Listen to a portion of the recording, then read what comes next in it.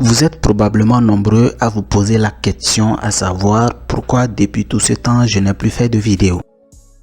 Eh bien c'est parce que j'ai rencontré quelques difficultés lors de la configuration de l'EaseMap. Ou alors je souhaiterais faire un travail en local, je vous explique. Avant de commencer par utiliser l'EaseMap, nous avons besoin de faire l'hébergement chez 3Lease, où la configuration est déjà faite. Nous n'avons pas besoin de nous casser la tête. Mais pour nous, notre cas, j'ai décidé d'installer l'EaseMap client Windows en local. Autrement dit, il fallait donc suivre toutes ces étapes pour configurer étape par étape les fichiers nécessaires pour le fonctionnement de l'EaseMap. Ceci s'avère très difficile. Alors, pour contourner cela, vu que nous avons besoin d'un serveur, d'ajouter un serveur pour pouvoir travailler, alors j'ai décidé de créer un pack. Le pack s'appelle l'EasePack. Si vous avez besoin de l'EasePack, vous pouvez me contacter pour l'acquérir, mais vous devez payer une somme pour avoir accès à l'EasePack. Ainsi, si vous avez besoin, n'hésitez pas, je laisse mon mail en description, vous pouvez m'écrire là-dessus. Alors, comment pouvez-vous utiliser l'EasePack? Pour utiliser l'EasePack, vous devez dans un premier temps décompresser ces fichiers.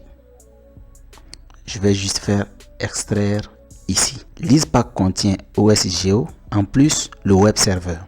Le web server a été déjà configuré avec tous les éléments nécessaires tels que l'Apache et le PHP. Une fois que la décompression est terminée, vous devez en principe obtenir ces deux fichiers. Ceci c'est le web server qui contient Apache, PHP, les sessions et autrement vous devez aussi avoir le fichier l'EaseMap. Tout a été configuré. Alors, comment devrons-nous commencer par utiliser? Pour l'utiliser, on doit d'abord démarrer notre serveur. Venez au niveau de Apache, bin, puis copier le chemin d'accès. Ensuite, nous allons ouvrir notre invite de commande en tant qu'administrateur.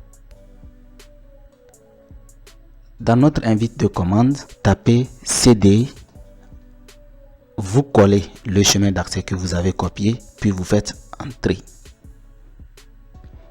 Lorsque ceci est fait, vous pouvez ensuite taper httpd, puis vous faites entrer. Notre serveur local vient d'être démarré.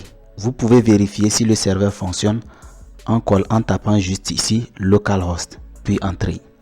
Lorsque vous allez voir ici It's work, ça veut dire que notre serveur est en train de fonctionner parfaitement. On va vérifier si notre QGIS fonctionne, le serveur QGIS également fonctionne. Ça prend un peu de temps. Là, nous voyons clairement que notre serveur QGIS fonctionne. On peut également vérifier pour savoir si le web client lui-même il fonctionne. On copie juste tout ceci et on fait entrer. Donc ceci va nous permettre d'avoir accès à la page de nos projets l'EaseMap. On peut se connecter à nouveau. Donc vous aurez accès au mot de passe ici. Lorsque vous vous connectez, vous avez la possibilité de le changer. Et ensuite, vous pouvez vous connecter. Donc ça, c'est en quelque sorte la page d'administration. Ok. Maintenant, il va falloir qu'on connecte QGIS à la page d'administration. Pour connecter QGIS à la page d'administration, on a tout simplement besoin de ces éléments nécessaires, l'URL et puis ceci. Donc pour mettre l'URL, nous avons déjà copié ceci. Donc ça c'est l'URL qui va connecter QGIS en fait à notre page d'administration. Puis au niveau de l'identifiant, vous allez mettre juste ici admin. Le mot de passe, je vais vous le fournir lorsque vous allez me contacter. Ok. Donc vous voyez clairement que nous avons connecté l'EaseMap à notre serveur. Et la version de notre l'EaseMap, c'est la version 3.5. Dans la prochaine vidéo, nous allons donc procéder aux options de la carte. Bien avant de se laisser, je vais vous rappeler encore une fois, si vous avez besoin d'installer l'EaseMap en local, j'aime le pack l'EasePack qui est à votre disposition. Il suffit de me contacter pour prendre les modalités d'achat de l'EasePack. Alors d'ici là, portez-vous bien.